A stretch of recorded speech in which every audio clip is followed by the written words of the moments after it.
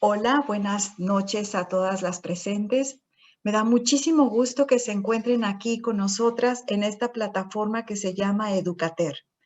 Para quienes no nos conocen, Educater es de la Compañía de Santa Teresa de Jesús y estamos trabajando para promover la formación para que llegue a muchos espacios y a muchas personas, donde podríamos decir que el Evangelio se haga presente, pero también la espiritualidad de Teresa de Jesús. Y el día de hoy tenemos el gran regalo de tener con nosotras a Ivonne Guevara. Muchas de ustedes ya la conocen, es una persona bastante conocida y pues eso, ¿quién no la conoce? Su biografía la podemos encontrar en muchos lados y las palabras recurrentes que yo encontré es que ella es teóloga, monja y feminista. Y la verdad es que ello me hizo recordar a Teresa de Jesús, pues a ella en su tiempo la tacharon de ser fémina, inquieta y andariega, y ahora es doctora de la Iglesia. La historia y el tiempo van diciendo la verdad de lo que vamos construyendo. Los seres humanos muchas veces nos equivocamos con los juicios que hacemos de los demás, y el tiempo da el regalo tarde que temprano. Hoy, ¿qué puedo decir de Ivonne? Es una mujer llena de sabiduría, que ha sabido procesar sus ideas y se ha dejado iluminar por la luz que lleva dentro. Es coherente con lo que piensa y vive en sus búsquedas, y éstas la han llevado a defender la verdad que ve y que muchos no nos atrevemos a expresar. Es una formadora de conciencias, en continua búsqueda, y sobre todo en crear relaciones profundas consigo misma y con los demás. Además, es fuerte seguidora del ecofeminismo, mujer valiente que expone sus ideas con claridad en continua revisión de sus conceptos y se coloca frente por el cambio de estrategias de la lucha feminista en el diálogo con las religiones, con el Estado y con la sociedad. Por lo tanto, es una revolucionaria al estilo de Jesús, que lucha por la verdad y el amor a la humanidad. Le pregunté a Ivonne qué quería que dijera de ella y no me contestó. Y eso me hizo pensar, llega el momento en la vida en donde el silencio es la mejor palabra de presentación porque quien habla es la vida misma de la persona. Pues vamos a dejarle la palabra a Ivonne con muchísimo gusto y que ella sea quien con su voz y su corazón y su experiencia nos lleve en esta charla. Bienvenida, Ivonne. Muchas gracias, Rosa.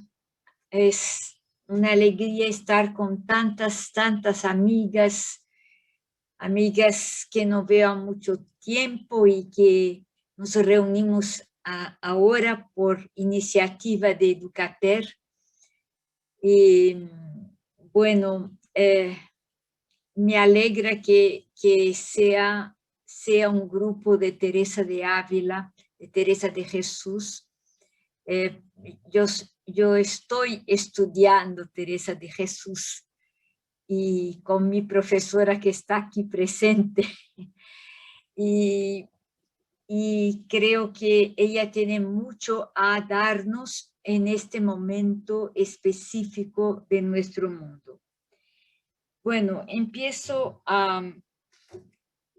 con la pregunta que es el tema de nuestro encuentro. ¿Qué es empoderar a las mujeres cristianas en América Latina? Y es muy interesante empezar una charla por preguntas, por una pregunta, porque estamos en un tiempo de preguntas, muchas preguntas y pocas respuestas que nos llenan el corazón. Y entonces esta pregunta, ¿qué es empoderar? Es una de las muchas preguntas que nos hacemos, sobre todo nosotras mujeres. Es muy interesante que las temáticas de las mujeres casi no tienen varones, ¿no? Y no les interesa mucho. Y nosotras cuando nos invitan ahí estamos, pero nosotras cuando les invitamos casi no están. Pero esto es parte también de la charla de esta noche. Empiezo por la palabra empoderar. La palabra empoderar que está en la pregunta de esta charla es una de las más presentes en el vocabulario de las mujeres en los últimos 30 años. No es porque la palabra empoderar, que quiere decir dar poder, adquirir poder, potencializar personas, estuvo ausente antes. Pero nosotras mujeres no utilizábamos la palabra empoderar y tampoco nos gustaba la palabra poder, porque la palabra poder sonaba como algo feo. El poder era algo que no nos gustaba a nosotras como mujeres, porque parece que había algo de sucio, de competitivo, y nosotras mujeres, según las emociones patriarcales que nos educaran, no podíamos estar mezcladas con un poder sucio o con competición. El hecho es que actualmente nos damos cuenta que también nosotras hemos siempre tenido poder, aunque no hemos admitido, pero sí el poder es parte constituyente de los seres humanos. Pero hay poderes y poderes, hay empoderamientos y empoderamientos. Y nosotras ahora estamos buscando una calidad de empoderamiento en favor de la vida de todos y de todas, en favor de cambios y en favor también de una promoción de nosotras mismas.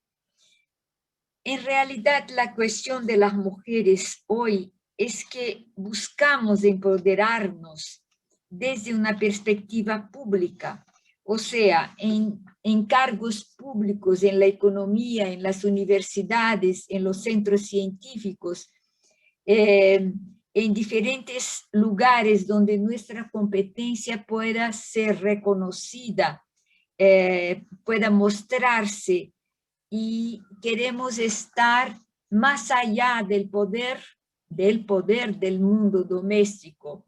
El mundo doméstico es poderosísimo y voy a intentar tocar en esto. Y entonces queremos un poder más allá del poder del mundo doméstico, más allá de los límites que nos han impuesto las tradiciones patriarcales todavía vigentes. Pero esta noche para nosotras el problema no es quizás en relación directa a la palabra empoderar, que será aclarada si aclaramos otras preguntas. Creo que hay otras preguntas y expresiones en esta grande cuestión de la charla. Y la primera cuestión que me parece urgente es cuestionar lo que significa empoderar las mujeres cristianas. O sea que ahora el problema es entender quién son las mujeres cristianas, de qué mujeres estamos hablando. Esto significa preguntarnos sobre esta realidad genérica que decimos muchas veces, mujeres cristianas, y que yo misma he introducido como un motivo de reflexión. Entonces, creo que puede haber una teoría sobre las mujeres cristianas, muchas veces una teoría que no ha sido hecha por nosotras, pero creo más bien que hablar de mujeres cristianas así de una manera general es un puro artificio del pensamiento, porque mujeres cristianas en general, a partir de esta universalización de la expresión, creo que no existen. En realidad estamos frente a una diversidad de mujeres, a una diversidad de grupos y de individualidades de mujeres en contextos y ambientes distintos, de orígenes sociales, culturales e incluso de orígenes cristianas distintas, de interpretaciones de la fe cristiana distinta, de ubicaciones interpretativas distintas. Así que lo que parece ser un genérico mujeres cristianas, de repente se muestra en su múltiple particularidad, en su complejidad, de una tal forma que tenemos que nos preguntar de qué mujeres estamos hablando.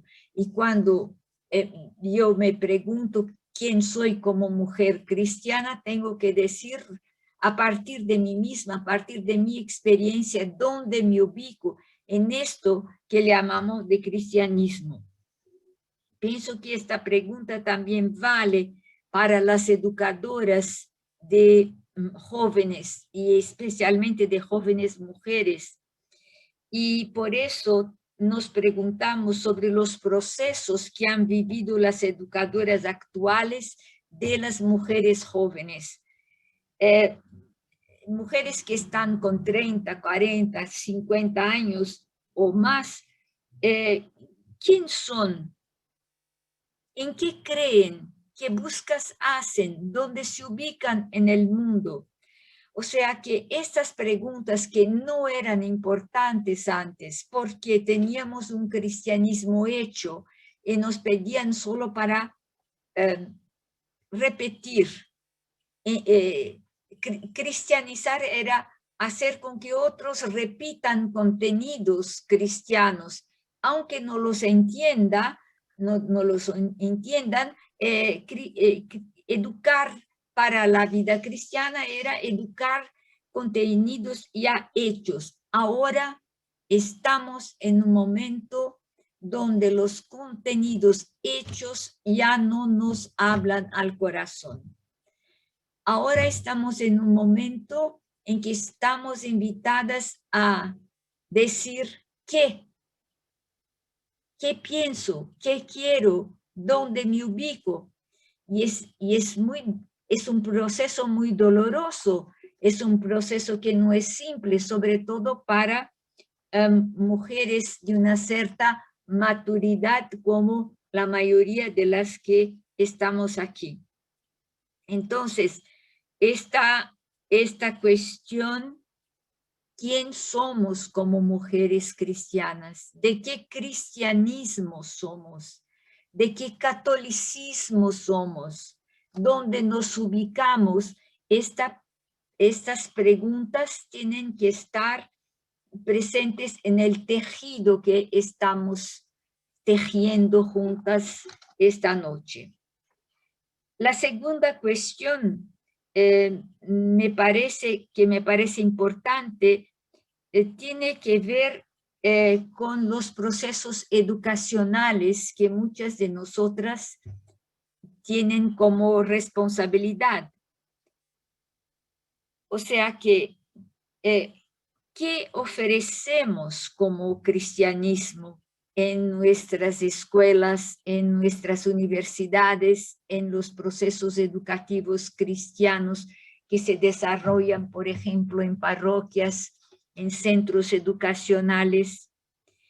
Y me permito hacer un recuerdo muy breve de la historia de la educación católica en América Latina, y estoy segura que esto todas lo saben, pero me parece importante para reubicarnos en esta historia, que no podemos olvidar. Sabemos que las escuelas católicas, sobre todo las escuelas de niñas, se desarrollaron en América Latina de forma especial al final del siglo XIX y comienzo del siglo XX. Y se han dirigido especialmente para la educación de las élites después de los procesos de independencia de las metrópolis europeas. O sea que hemos sido llamadas para sermos educadoras de las élites. Muchos obispos invitaron congregaciones europeas para venir a América Latina, a fundar escuelas. ¿Y por qué?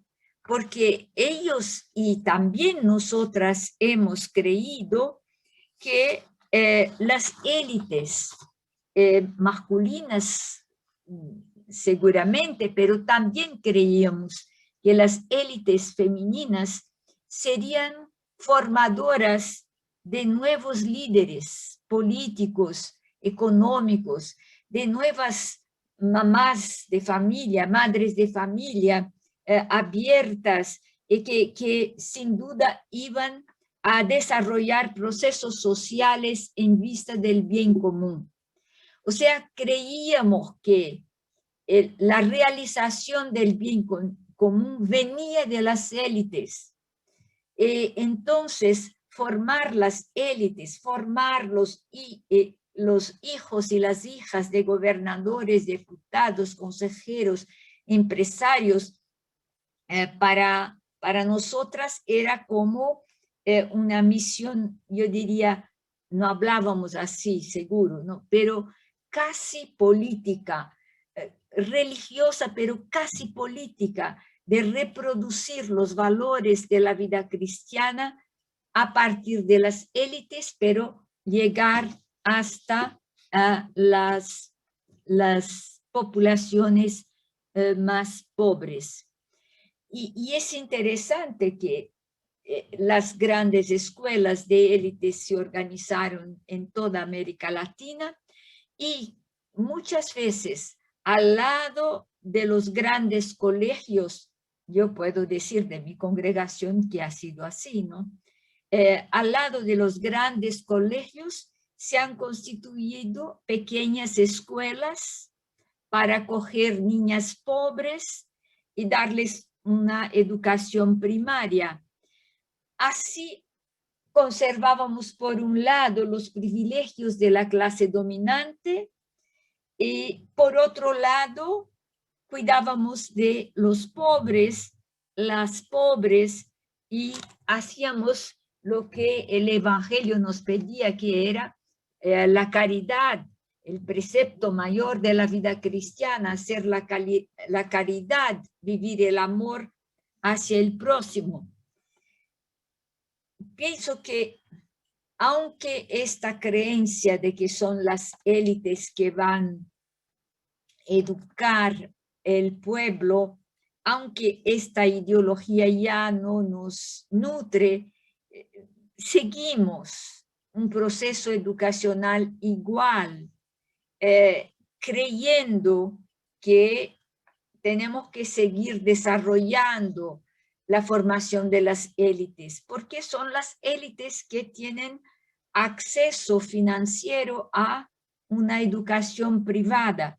O sea, lo que quiero decir es que la problemática del final del siglo XIX, del siglo XX, con todas las variaciones que tiene hoy, sigue el mismo fondo y todavía no hemos dado pasos decisivos. Hemos sí dado algunos pasitos híbridos aquí, allá, pero no hemos dado como grupo de educadoras pasos decisivos para cambiar esta dualidad, esta dicotomía o esta creencia en el deseo de las élites de cambiar el mundo en favor de todas y todos.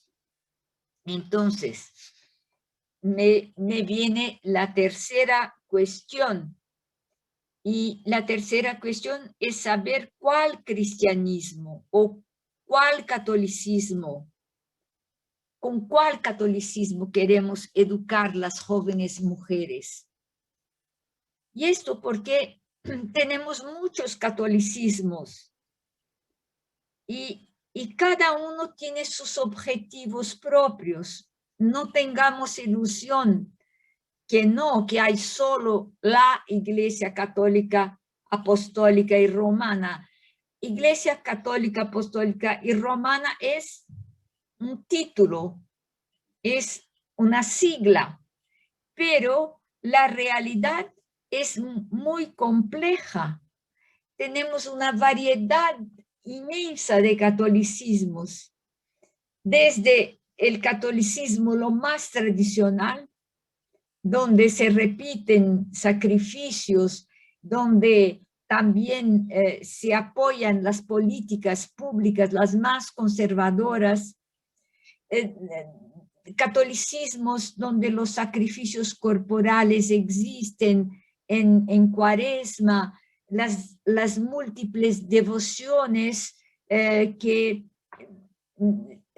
sin negar el valor de las devociones, pero muchas de ellas bastante alienantes. Y entonces nos preguntamos con qué catolicismo educamos. Educamos con el catolicismo del obispo, del papa, de las directivas de la congregación religiosa, de la fundadora. ¿De quién? De un educador laico que nos parece interesantísimo, pero estamos con estas preguntas porque ya no vivimos el tiempo de cristiandad, ya el tiempo de cristiandad donde parecíamos todas y todos bajo el sombrero único de la Iglesia Católica. El sombrero se quebró. No hay más sombrero. Estamos expuestas al cielo, a la luz, a la lluvia, al viento, y hay que buscar de nuevo el rescate del sentido del Evangelio en nuestras vidas. Como he dicho, salimos del tiempo de la cristiandad y ahora tenemos que buscar acuerdos mínimos, conversaciones entre nosotras, entre otras personas, para ver cuáles son las visiones éticas actuales que tienen que mantener viva la comunidad cristiana. La cuarta cuestión que sugiere mi pregunta inicial tiene que ver con las fuerzas sociales que son fuertemente educadoras y quizás más educadoras que nosotras. Y esas fuerzas sociales acopladas a los medios de comunicación, ellas tienen, me atrevo a decir, muchas veces más influencia en los jóvenes, en las jóvenes, que las educadoras, los educadores de las escuelas católicas. Y pienso que una pregunta que tenemos que hacer es, ¿para qué mundo vamos a formar los jóvenes? ¿Con cuál interpretación del Evangelio vamos a trabajar? ¿Con qué sentido de iglesia vamos a trabajar y mantener? Y por eso pienso también que si decimos hay que formarlas para el hogar, pero formar para el hogar como algunas educadoras pueden decirlo, era el proyecto de la primera mitad del siglo XX. Hoy, con los feminismos, con los movimientos sociales, hay una pregunta: ¿qué es un hogar? ¿Qué es una familia? ¿Qué se entiende por familia? ¿Quién es el hombre, el marido? ¿Qué modelos o qué falta de modelos de familia estamos subrayando? Además, creo que esto es bastante molesto en muchas diócesis y parroquias. Hay muchos otros modelos de familia que las familias tradicionales, sin negar el valor de las familias tradicionales, papá, mamá e hijos y hijas. Hay otras familias y estas familias tienen que tener un lugar. Familias con liderazgo femenino, familias de homosexuales, familias de vecinos, familias impresionantes de los moradores de las calles. O sea que hoy no hay una familia que puede ser el modelo de familia. Hay que hacer esta pregunta: ¿de qué familia estamos hablando? ¿Y por qué no hablar de la familia humana diversificada? Y entonces, como ven, con todas estas cuestiones, estamos con una sensación de estar perdidas, de no saber por dónde ir, aunque caminamos cada día, pero en el fondo tenemos que admitir que estamos molestas, que no sabemos con claridad para dónde ir. ¿Y por qué? Porque jamás hemos tenido tantos caminos de tanta complejidad pública. O sea que no es solo en los libros, es una complejidad pública. Y por eso que tengo ganas de decir que qué bueno que estamos perdidas, ¿no? Porque es como la parábola de la oveja perdida, ¿no? Hay que perderse, no saber dónde estamos, no nos ubicamos más, y después la vida nos devuelve el sentido, la vida nos devuelve el abrazo, la vida nos devuelve algo que nos llena. Y entonces, a partir de ahí es que me permito una brevísima reflexión sobre lo que llamo de cristianismo ético.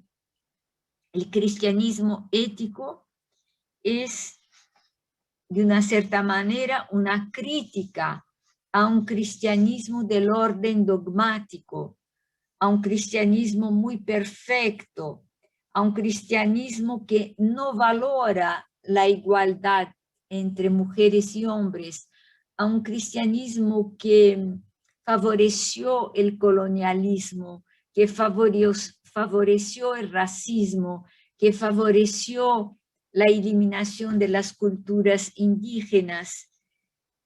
Y entonces ahora estamos diciendo, no nos ubicamos más. ¿Y qué cristianismo buscamos nosotras mujeres? Y ahí es que me atrevo a decir que buscamos un cristianismo ético de situación. O sea que he tenido hambre, me han dado de comer, tengo que descubrir hoy lo que es, lo que puedo vivir de esto. He visitado los prisioneros, pero ¿quién son los prisioneros que hemos visitado desde los procesos educacionales? O sea que retomar el cristianismo ético, no asentarse en los primeros lugares, no cultivar los que están en los primeros lugares. Este es algo del cristianismo ético que es mucho más difícil que el cristianismo dogmático, que es un cristianismo de pensamiento, que pienso entender lo que significa el dogma de la Trindad, por ejemplo. Pero la gente no entiende y entonces no empezaría por la dogmática, empezaría por la ética, por la ternura, por el cuidado, y es por ahí que recuperamos, creo, en los procesos educativos algo importante. Y a partir de ahí distingo dos procesos educacionales que me parecen fundamentales. Uno, que se da a partir del mundo exterior, que este es el más fácil, que es adquisición de conocimientos, reflexión, argumentación, técnicas para nos situarnos en el mundo presente. Y hay un otro proceso que pienso yo que es muy difícil, que es la formación de nuestro yo interior. Y este es muy difícil. Y este es casi negado. Y a mí me gustaría subrayar este segundo aspecto, porque nos enfrentamos muy poco al conocimiento de nuestro mundo interior. Y aquí hablo especialmente de nosotras educadoras, que tenemos una competencia en reproducir teorías, pero estamos como que desnudas frente al trabajo con nuestro mundo interior. Y esta ausencia de nuestro mundo interior se verifica también en los procesos educativos que desarrollamos junto a los jóvenes.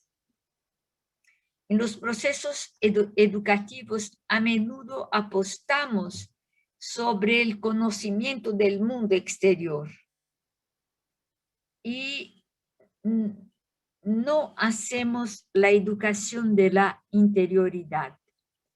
La educación de la interioridad no es clases de religión, no es primera comunión, ni crisma, ni preparación de matrimonio según las reglas establecidas por la liturgia. Me atrevo a decir que es un proceso muy difícil. Y quizás habría que empezar con la pregunta, ¿cuál es mi lugar en el mundo? ¿Cuál es mi lugar como mujer en el mundo? No solamente en la pirámide social, pero adentro de mí misma. ¿Cómo quiero hacer frente a un mundo corrompido, a situaciones que no me gustan, a algo que destruye la vida? ¿Cómo me ubicar? O sea que no son respuestas de orden teórica, no se trata de elaborar una gran teoría de la izquierda o de la derecha, trátase de preguntar a mí misma frente o a mis alumnas o a las educandas, ¿cuál es tu lugar en el mundo? Y esta pregunta tiene que ser respondida por mí misma primero, antes de pedir que las otras respondan. Les doy una sugerencia, pero que necesitaríamos todas un trabajo larguísimo, aunque las viejas. Entonces, para responder a mí misma cuál es mi lugar en el mundo, yo tengo que aproximarme de otros mundos. Pues el conocimiento de sí exige el conocimiento de otros mundos. Ninguna respuesta, aunque personal, puede prescindir de la presencia de los otros. Así, por ejemplo, para saber en Brasil que hay indígenas, no solamente en Brasil, en Argentina, en Perú, hay indígenas. Tengo que acercarme de dónde viven, de quién son. También hacer la pregunta, por ejemplo, para los jóvenes, ¿cómo viven ustedes? ¿De qué viven sus papás? Hacer las preguntas, ¿por qué son personas que comen y por qué otras personas no comen? O sea que no solamente la pregunta teórica, pero acercarse como si este mundo fuera de hecho uno, subrayar la interdependencia, mostrar que si como mucho es porque hay quien no come nada. Entonces, no basta en las escuelas, como seguimos haciendo, tener algunas becas para los pobres, y así resolvemos el problema de la inclusión. Así tenemos 10, 20% de becas para los pobres, pero esto no me acerca a la realidad de la educación de mi mundo interior, porque lo que está en el mundo exterior es fruto del mundo interior. Es porque creemos que somos más importantes que los indígenas, que somos más importantes que las poblaciones negras, que somos más importantes que las religiones de tradición africana, que somos mejores que los adeptos de los candomblés, que tenemos nosotras la verdad de Dios. O sea que salir de aquí, enfrentarse a su propia desnudez, creo que es un proceso absolutamente necesario en este momento de crisis mundial. Redescubrir quién somos. Creo que estas preguntas quizás son consideradas perigosas o quizás desnecesarias, porque ya sabemos todo. En realidad no sabemos. O sea, pensamos que sabemos, pero no sabemos. Y entonces la pregunta, ¿para qué mundo estamos nos educando y educando otras generaciones? Es una pregunta que tiene que acompañarme a cada día. Tienen que habitarme, tienen que golpear mi interioridad, molestarme. Hay que molestarse para ser capaz de cambiar algo en su interioridad, para ser capaz de hecho, cargar la cruz recíproca, la cruz de Jesús, que es la cruz de unas y otras. Entonces, es en esta perspectiva entonces que nosotras mujeres cambiamos nuestra identidad servil cuando decidimos pensar por nuestra cuenta, cuando decidimos compartir con las compañeras lo que pensamos, aunque que parezcan pensamientos heréticos, pero este atrevimiento es una forma de libertad, es una forma de reconstruir el tejido del mundo, es una forma de rescatar los valores cristianos más allá de los conceptos patriarcales que los han robado, esclavizado, patriarcalizado. Y para concluir, quiero volver rápidamente a la palabra empoderar, porque tenemos que tener claro empoderar para qué, para llegar a dónde. Y les recordé cómo lo que es mundo cristiano, mundo católico hoy es una mezcla de miles de cosas. Entonces, ¿cómo discernir cuál empoderamiento hacer con las mujeres? Seguro que no es a través de la virtud de la obediencia. La virtud de la obediencia ha sido la más desarrollada para las mujeres. Entonces,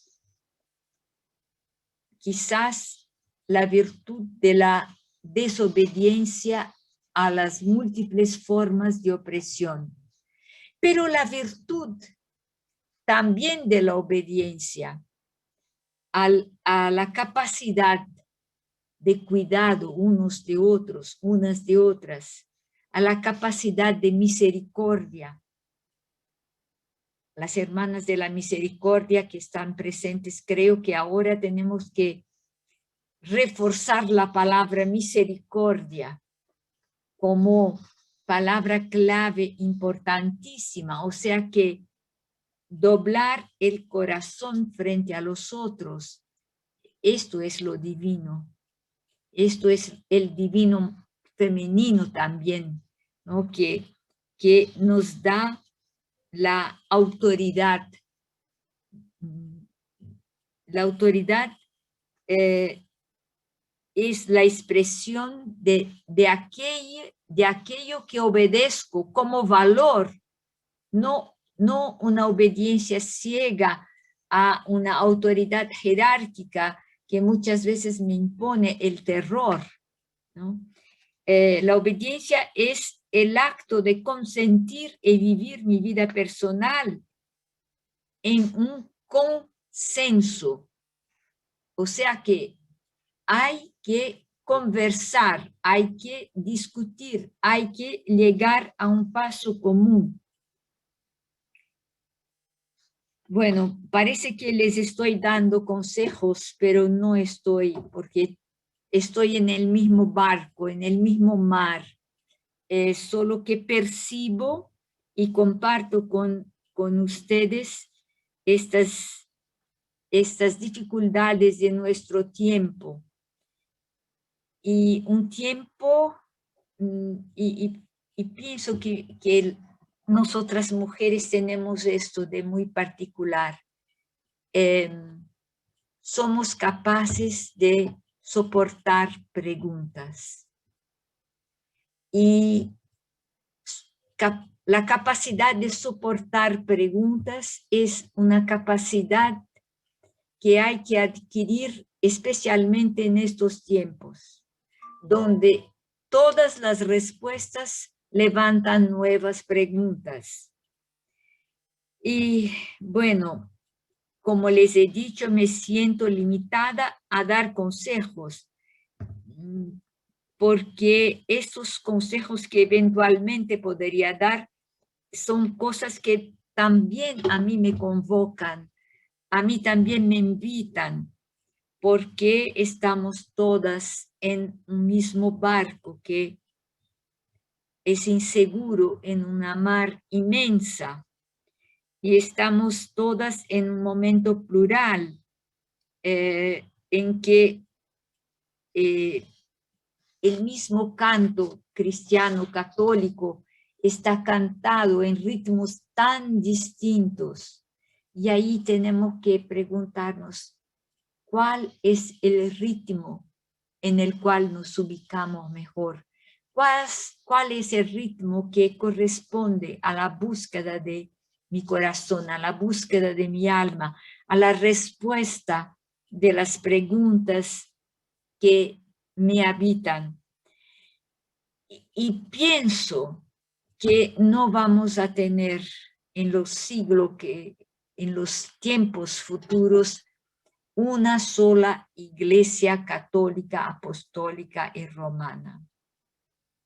Vamos a tener múltiples expresiones de esto que llamamos iglesia, comunidad de los que siguen creyendo en la tradición de Jesús de Nazaret, en los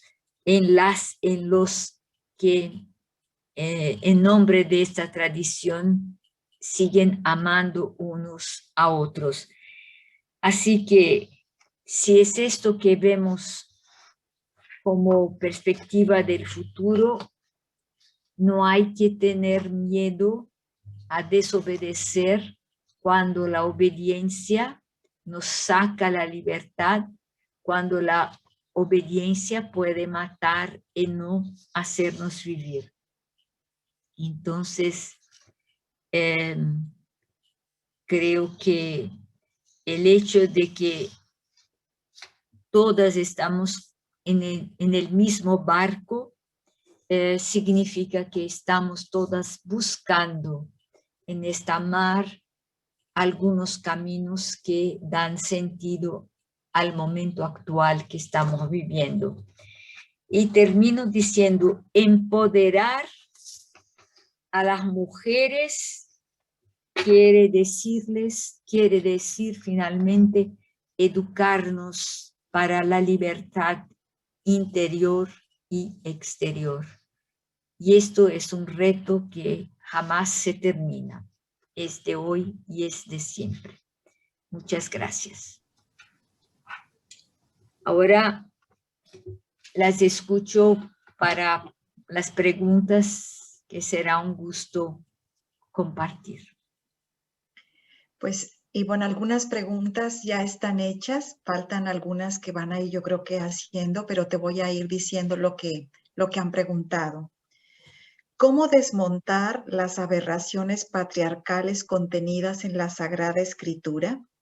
Ejemplo, las afirmaciones de San Pablo y su concepción de la mujer, o bien el relato de la creación que no presenta a Eva como símbolo de la tentación y castigada por su deseo de adquirir sabiduría.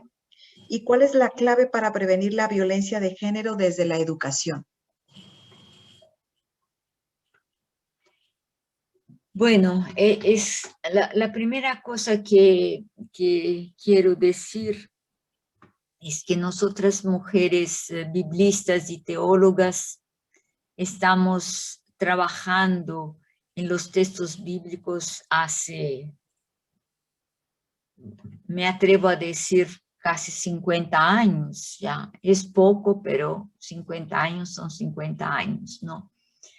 Y hemos hecho un trabajo grande, primero rescatando los nombres femeninos, después denunciando la violencia contra las mujeres en la Biblia, desde el Antiguo Testamento hasta Pablo, y después intentamos hacer lo que llamamos de hermenéutica bíblica feminista, leer los textos, pero resgatando lo feo de los textos, admitir lo feo de los textos, no siempre decir que todo es bueno esto ha sido un trabajo inmenso de muchas mujeres, incluso aquí en América Latina también.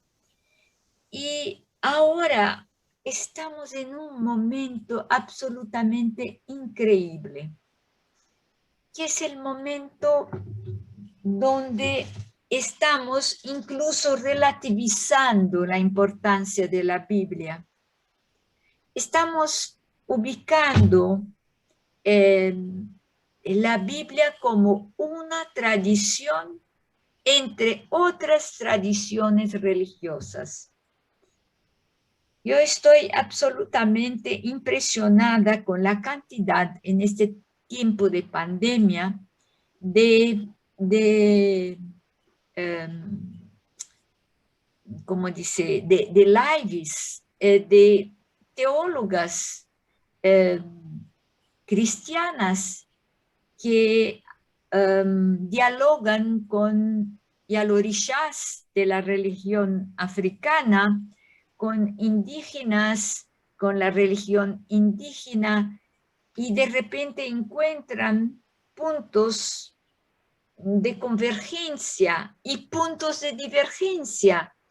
O sea que de repente el lugar de la Biblia como el libro que se tornó para los cristianos el fundamento de la revelación divina, se torna un texto que habla de la revelación divina, pero empezamos a darnos cuenta que hay otros textos y más que otros textos hay la vida que es mucho más importante que el texto escrito.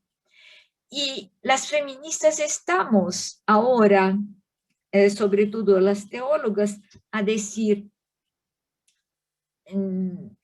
la lectura bíblica es fundamentalmente una lectura que nos inspira éticamente.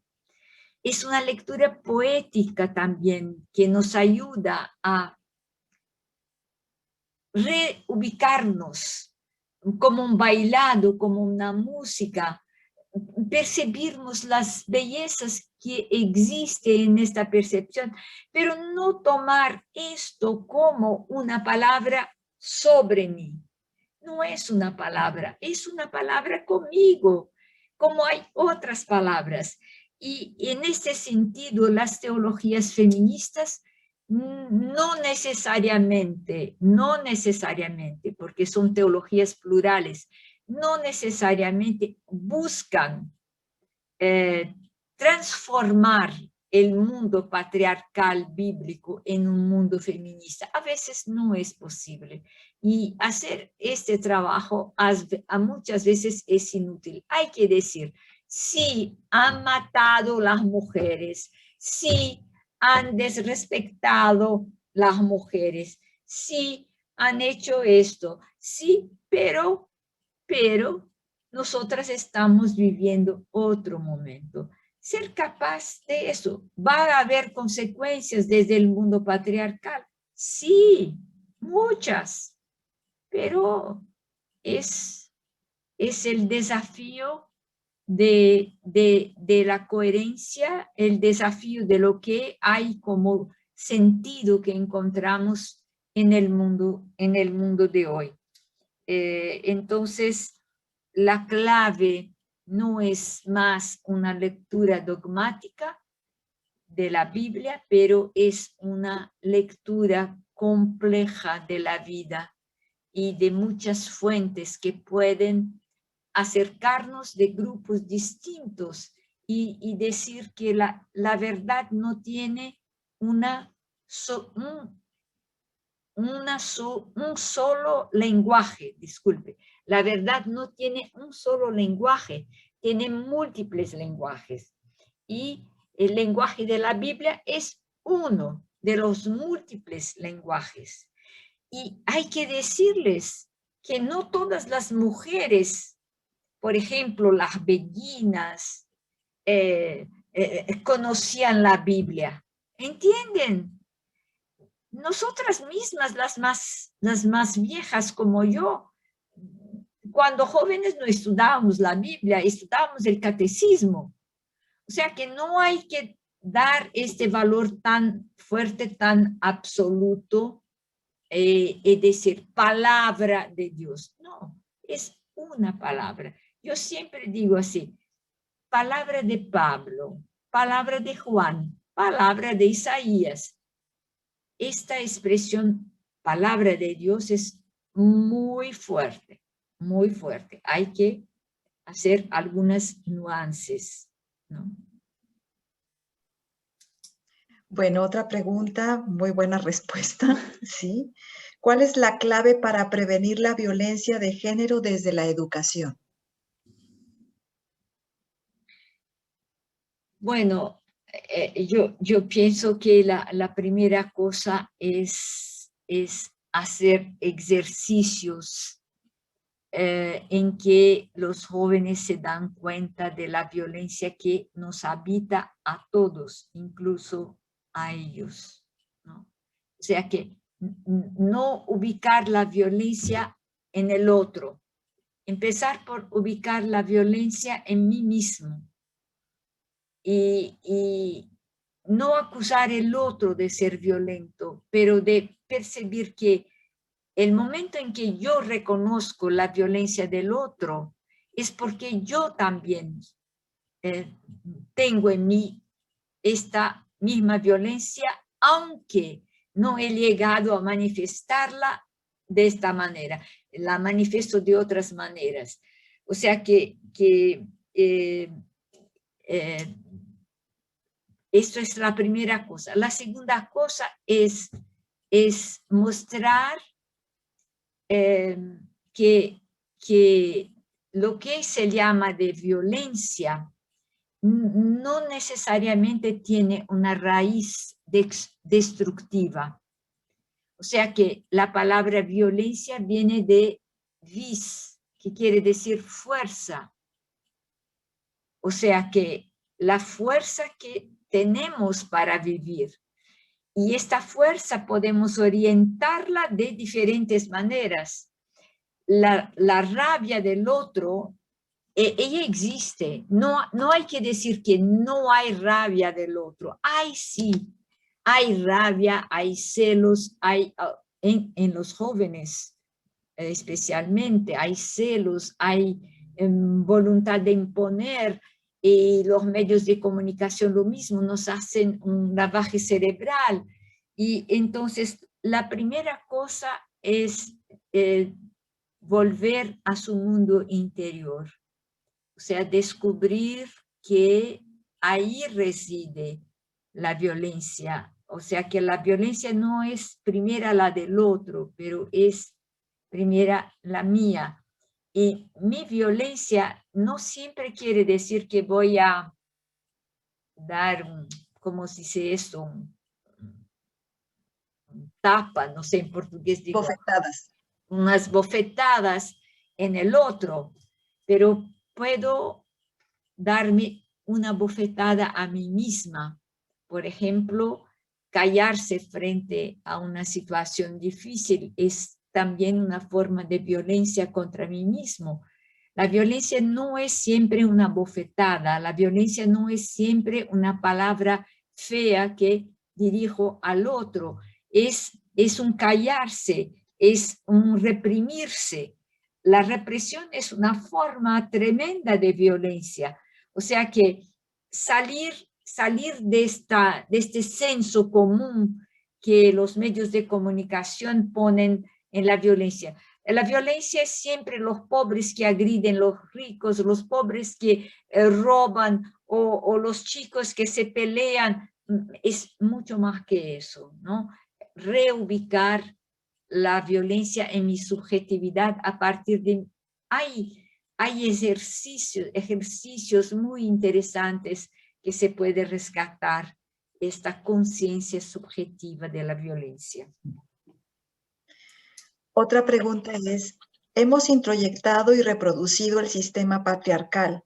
¿Cómo romper este círculo de desigualdades y jerarquías que provocan desigualdad y violencia?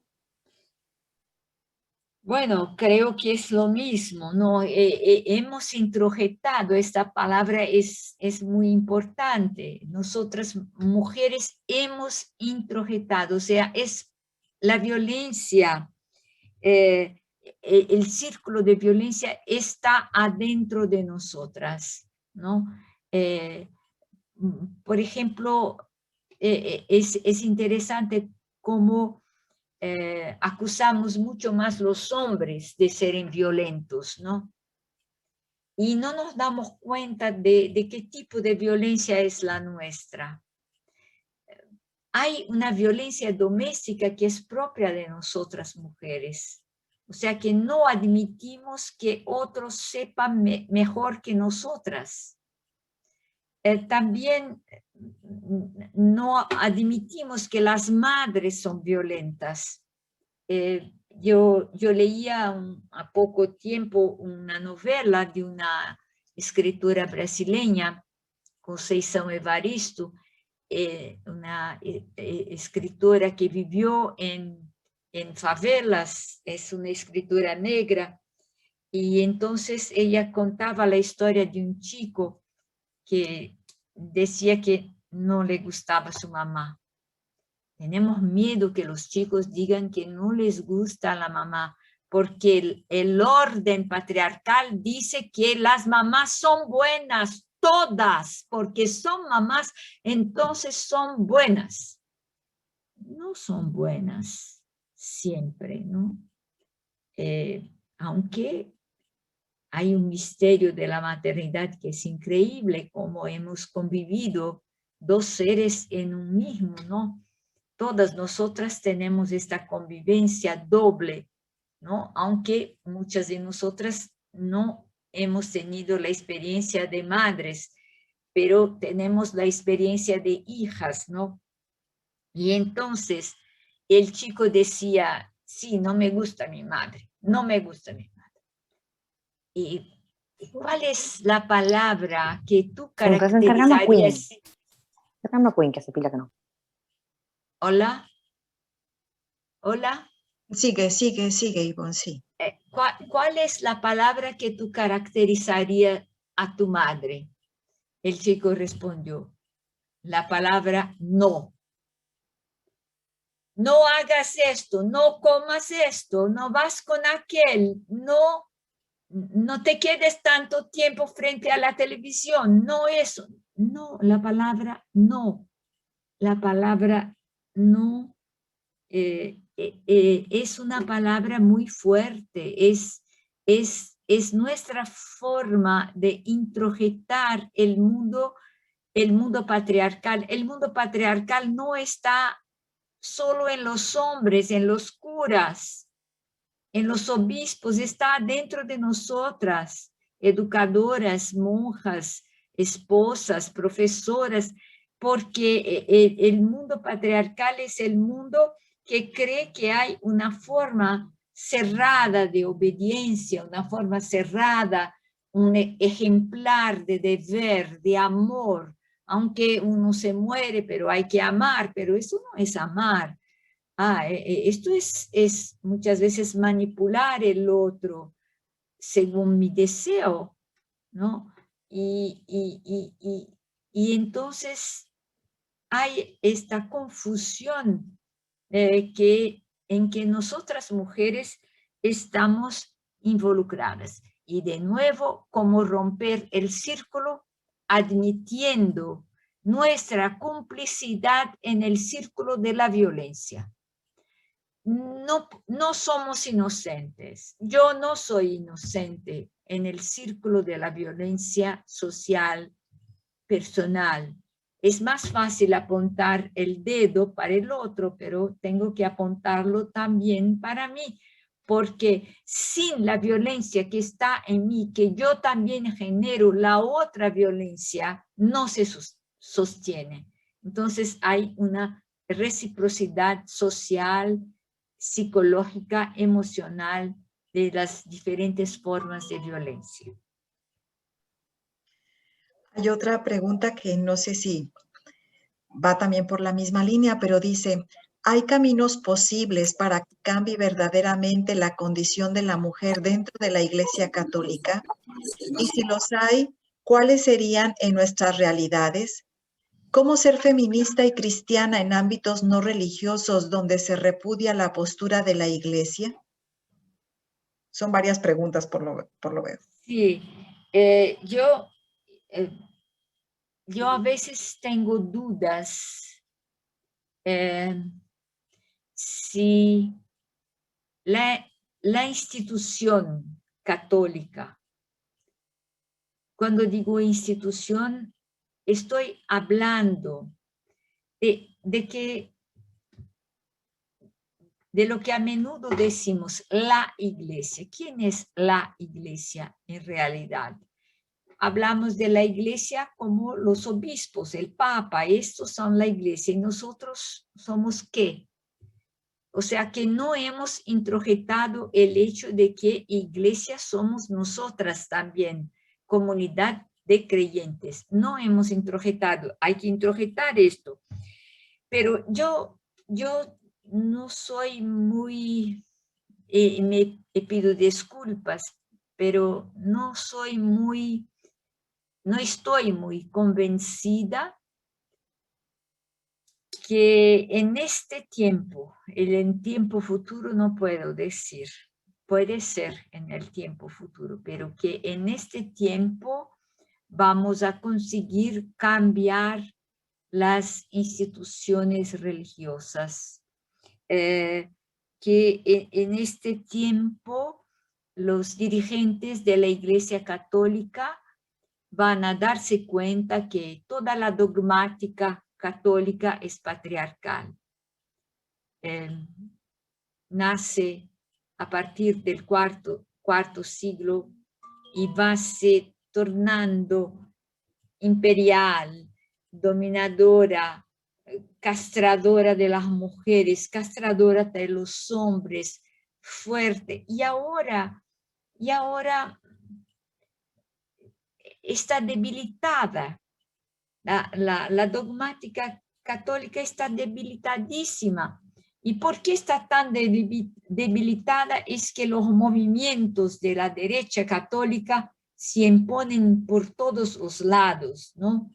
Y ahora van a juzgar los padres, los obispos que han dado benedicción a los homosexuales, ahora quieren abrir en Estados Unidos un proceso contra el presidente de la República, que es católico y que admite el aborto y que admite la benedicción de homosexuales. O sea que esto es de una debilidad increíble, primero de una fuerza dogmática, después de una debilidad increíble, porque sus argumentos no se sostienen. Entonces, no hay que preocuparse demasiado. Ser lo que somos. No estamos hablando en nombre de la institución. Hablamos en nuestro nombre. Esto es lo más importante. Y hablar en su nombre es abrir caminos en grupos que muchas veces no quieren saber de la Iglesia Católica, pero presentarse con su verdad, ¿no? Y esto nosotras mujeres tenemos que aprender, es atreverse a hablar, atreverse a decir lo que no creo más, no tener miedo de decir, yo esto creía, pero ahora no creo más. ¿Y en qué creo? Decir en qué creo.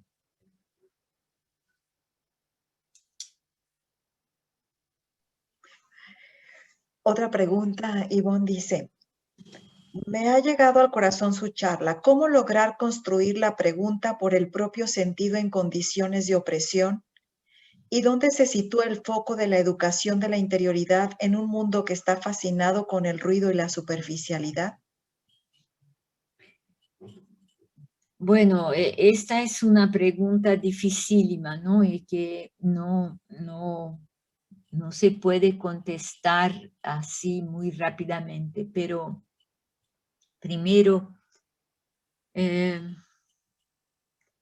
creo que con la edad empezamos a tener menos pretensiones de cambiar el mundo según nuestra idea. Tenemos quizás un poquito más de humildad de reconocer que el cristianismo ha sido muy guerrero. No sé si la palabra es la más correcta, pero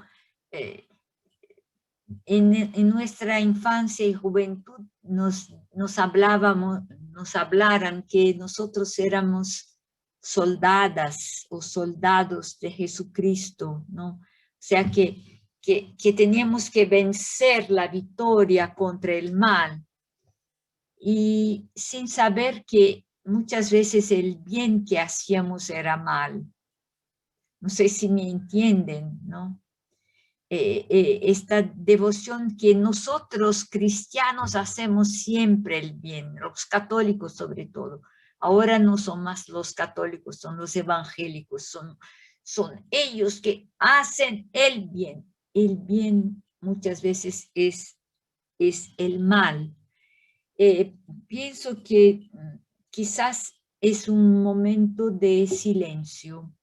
Les propongo un poco más de silencio, de conversación consigo misma, y quizás también hacer pequeños grupos que yo llamo pequeñas comunidades de sentido, 3, 4, que puedan desnudarse de sus creencias tradicionales, compartir dudas y sobre todo quedarse en silencio mucho tiempo, solas, tomar tiempo.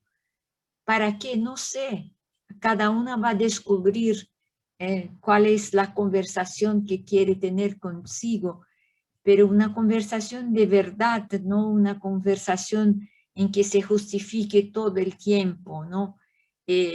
Creo que es esto que yo llamaba educación para la interioridad, ¿no? Que tiene diferentes aspectos.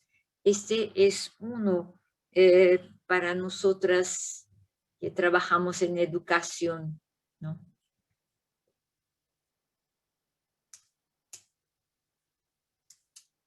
Sí. Otra pregunta es, hoy que parece tan contradictorio ser feminista y católica, ¿cómo logró ella integrar ambos mundos? ¿Cómo lograste tú integrar ambos mundos? Sí, yo pasé por muchas etapas de católica, ¿no? Fui una católica de muchas devociones cuando era joven, el Sagrado Corazón, la Virgen María, de la Pía Unión de las Hijas de María, no sé qué, muchas devociones.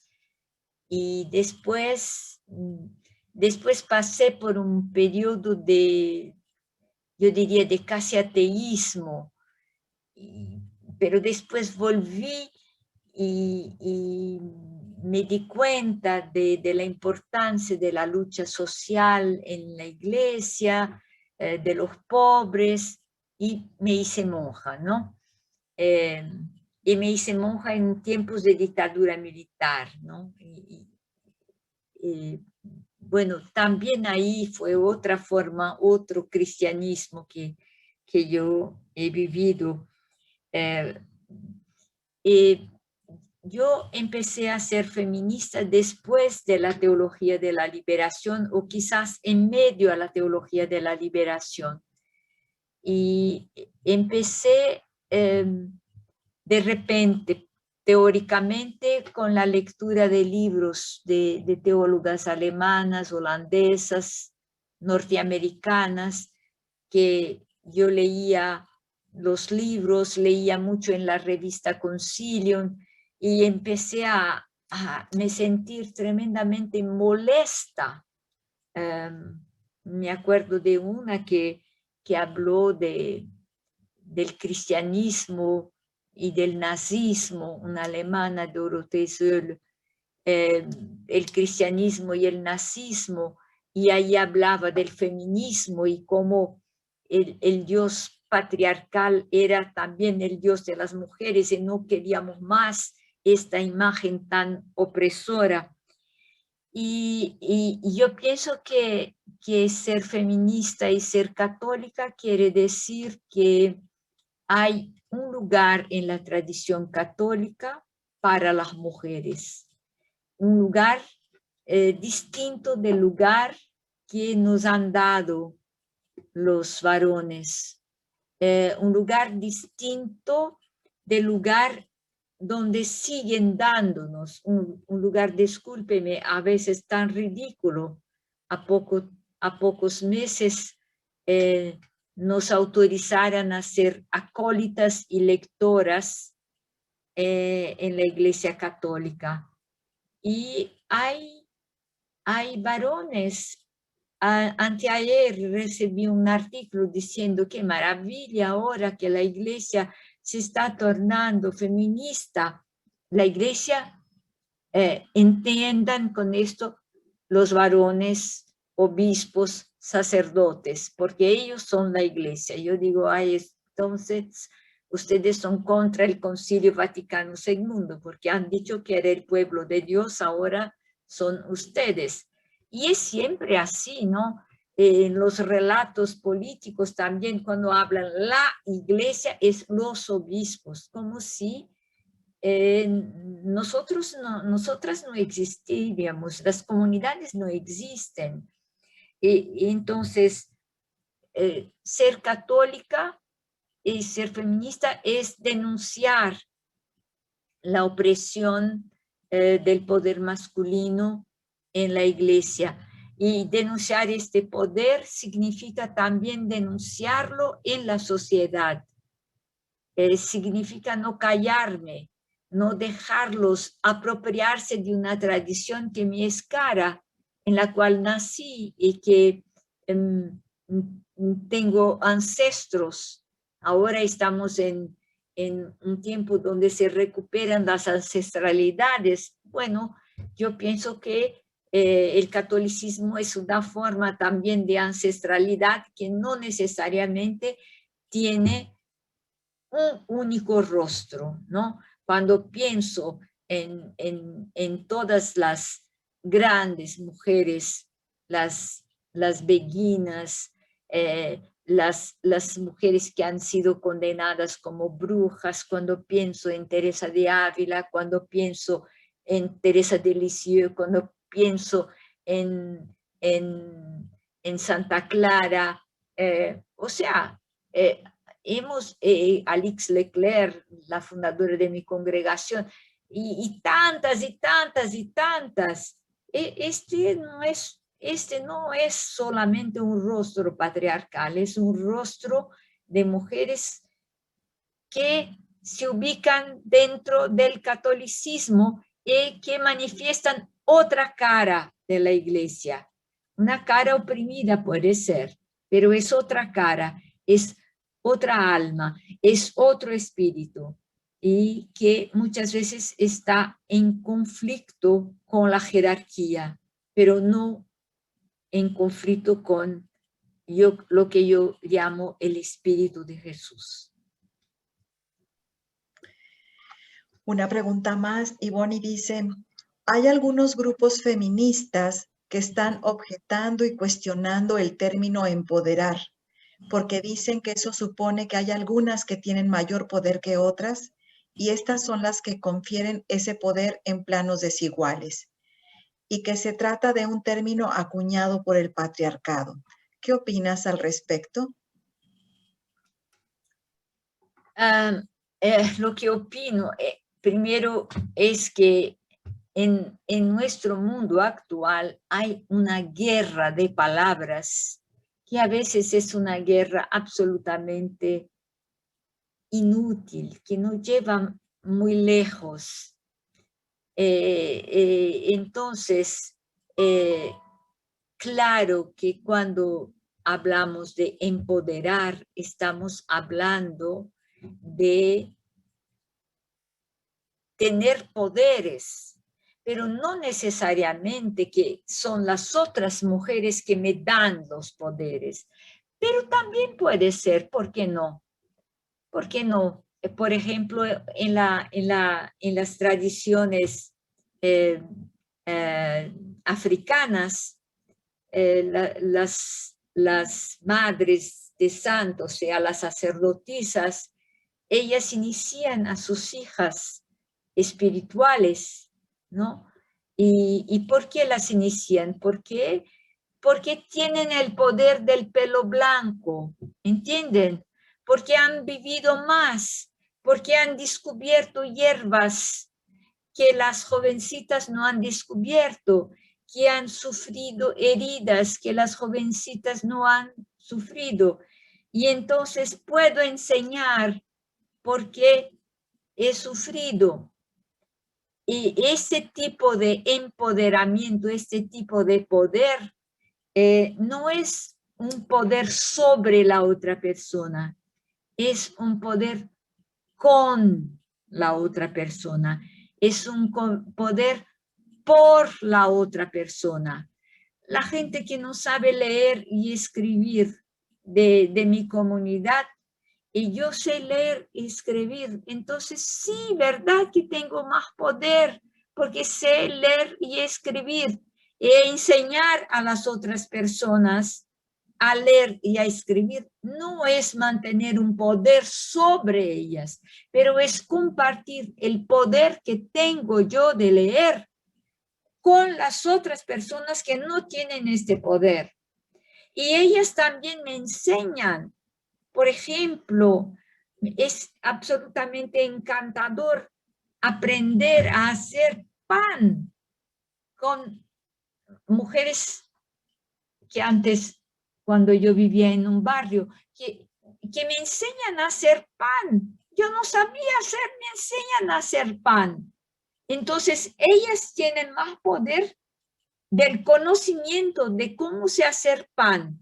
Entonces, yo tengo un poco de miedo quizás de las disputas por palabras. Prefiero mirar los hechos, cómo estamos haciendo, lo que estamos haciendo.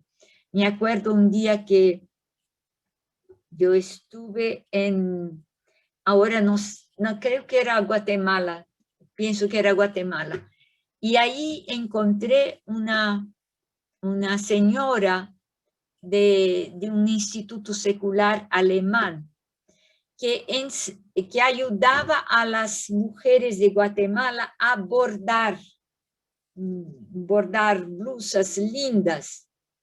Y ellas sabían bordar de una manera, pero ella les enseñó a bordar con un otro tipo de dibujos que podría vender mejor en algunos lugares. Y ella también tenía dones de bordadera. No era una grande intelectual, pero era una bordadera. Bueno, lo que pasó para estas mujeres fue más poder, fue más poder. O sea que no hay que tener miedo a la palabra poder. Y tampoco hay que decir, hay palabras que son patriarcales y hay palabras que son, ¿qué? Matriarcales. Discúlpenme, hay una exageración que quizás mi inteligencia no llegó a distinguir las nuances, pero no soy por muchas disputas en este sentido y no las entiendo así. Entiendo la troca de saberes, la troca de cuidados, la troca el trueque de conocimientos, ¿no? Pero me parece que es por ahí. Otra pregunta dice, ¿hay manera de conciliar el feminismo cristiano con las nuevas corrientes feministas cuando muchas son antiteístas?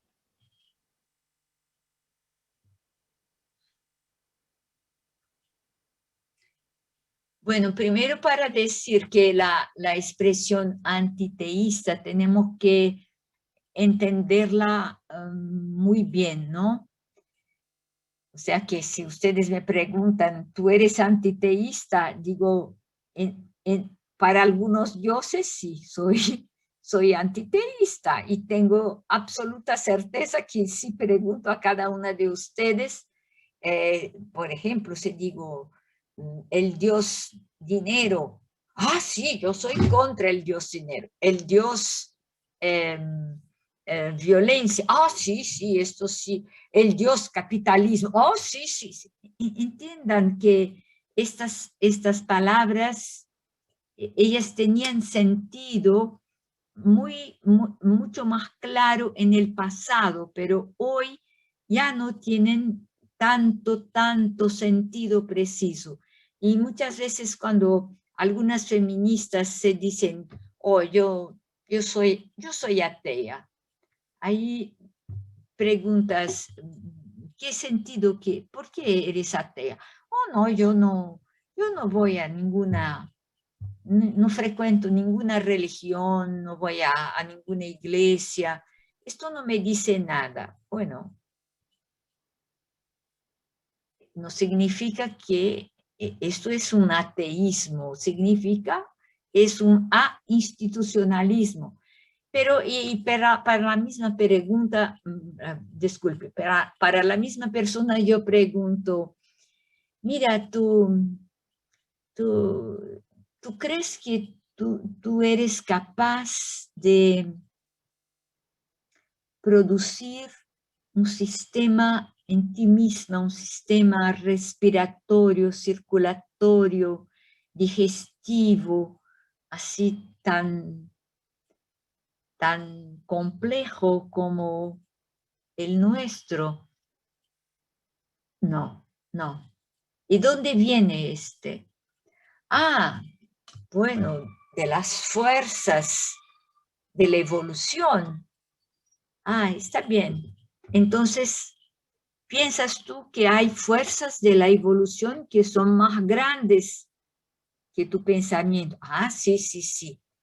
¿Y quién organiza las fuerzas de la evolución, Big Bang? No, esto no sabemos, no sabemos. Entonces, ¿crees que hay algo que no sabemos? Sí, mucho no sabemos. Entonces yo digo, bueno, lo que no sabemos es Dios. Ahí, sí, sí, sí. O sea que todo es tan grande que no sabemos. Entonces, y esto es una tradición, ¿no? Monástica, apofántica, no hablar de Dios, no hablar, incluso no hablar la palabra de Dios, estar en suspenso. Entonces se puede dialogar, se puede recuperar un bienestar de conversación cuando reflexionamos, cuando ayudamos a las personas a salir. Yo también yo soy atea del Dios del presidente Bolsonaro. De este Dios soy atea, completamente atea, ¿no?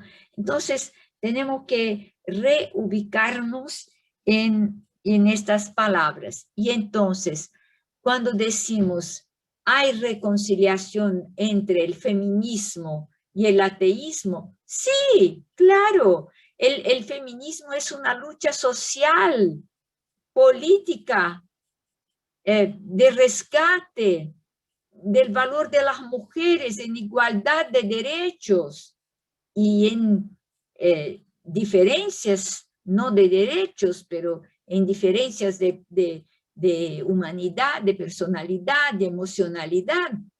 Pero sí, claro que no hay contradicción entre...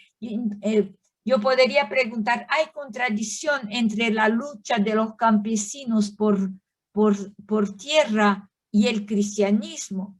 No, no hay. Hay contradicción entre la lucha de la gente que no tiene casa, no tiene techo, y el cristianismo. No, es lo mismo. No hay contradicción entre la lucha por la dignidad de las mujeres, contra la violencia doméstica, contra el feminicidio y la vida cristiana. Esta es una contradicción totalmente ilusoria, fantasiada, pero no real. Y una última pregunta, Ivonne, ya. Sin la presencia de las mujeres en los lugares donde se toman las decisiones, ¿es posible que la institución cambie? Seguro que cambia para el lado que no queremos que cambie, ¿no? Porque todo cambia. Pero desgraciadamente la Iglesia Católica es, bueno, y nuestras instituciones políticas también, pero hay más mujeres en las instituciones políticas hoy día que en la Iglesia Católica. O sea, nosotras no tenemos ningún poder oficial. Entonces, el cambio va a ser mucho más lento. Pero lo que sucede es que hay muchos, pero muchos grupos de mujeres brillantes, de medio popular, de clase media, empresarias también, que están percibiendo las contradicciones de la institución patriarcal, ¿no? Y intentan hacer su vida. Que los cambios van a ser más lentos y difíciles, sin duda, sin duda. ¿No? ¿Podemos hacer algo? Sí. Continuar luchando desde lo que creemos, desde los dolores de la gente, desde los dolores de la tierra, y intentar levantar nuestra voz. Estamos todavía bastante calladas, tenemos que hablar más, nosotras mujeres, adentro de la Iglesia Católica. Pues ya terminaron las preguntas, Ivonne. Te agradecemos muchísimo toda tu luz que nos das y que es, como dice una de las que están escribiendo por ahí, un bálsamo para nuestro corazón. Y bueno, nos dejas una tarea fuerte. Luchar por hablar, por sacar ese mundo interior, por lograr nuestra libertad externa e interna. Pues muchas gracias, un abrazo, Ivonne, y nos da muchísima alegría que hayas pasado por Educater. Un abrazo. Muchas gracias a ustedes y un beso a cada una de las amigas. Gracias.